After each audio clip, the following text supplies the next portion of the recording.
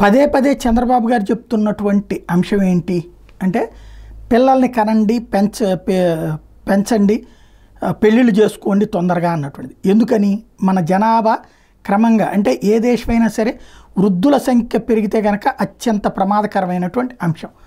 అంటే వృద్ధుల సంఖ్య పెరిగి యువతరం సంఖ్య తగ్గితే మామూలుగా వృద్ధులు పెరగడం తప్పేం కాదు, అది సహజంగా జరుగుతుంటుంది. కానీ దేశంలో వృద్ధుల సంఖ్య పెరుగుతున్నటువంటి రాష్ట్రాల్లో ఆంధ్రప్రదేశ్ ఉండడం అన్నటువంటిది ప్రమాదకరం. ఇక్కడున్న యువత ఏమో ఉద్యోగోపాధి అవకాశాల కోసం ఇతర రాష్ట్రాలకు వెళ్ళిపోతున్నారు, ఇక్కడ వృద్ధుల సంఖ్య పెరుగుతోంది.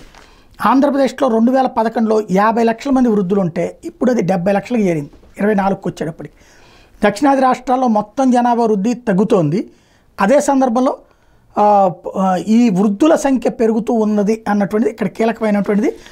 ఏపీతో సహా దక్షిణాది రాష్ట్రాల జనాభా వృద్ధి తగ్గుతోంది, ఉత్తరాది రాష్ట్రాలు ఉత్తరప్రదేశ్ బీహార్లోనేమో జనాభా పెరుగుతోంది.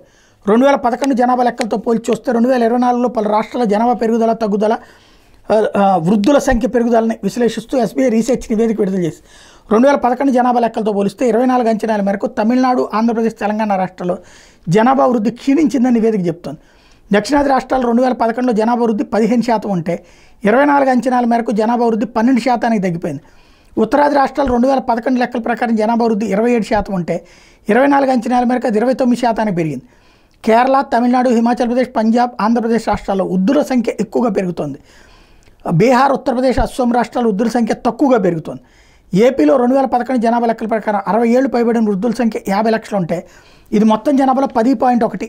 2024 అంచనాల మేరకు వృద్ధుల జనాభా 70 లక్షలు పెరిగింది, ఇది మొత్తం జనాభాలో 12.4%. అంటే 2011-24 నాటికి వృద్ధుల సంఖ్య 2.3% పెరిగింది. 2011 జనాభాతో పోలిస్తే 2024 అంచనాల మేరకు కేరళ 16.5%, తమిళనాడు 13.6%, హిమాచల్ ప్రదేశ్ 13.1%, పంజాబ్ 12.6% వృద్ధులు పెరిగారు.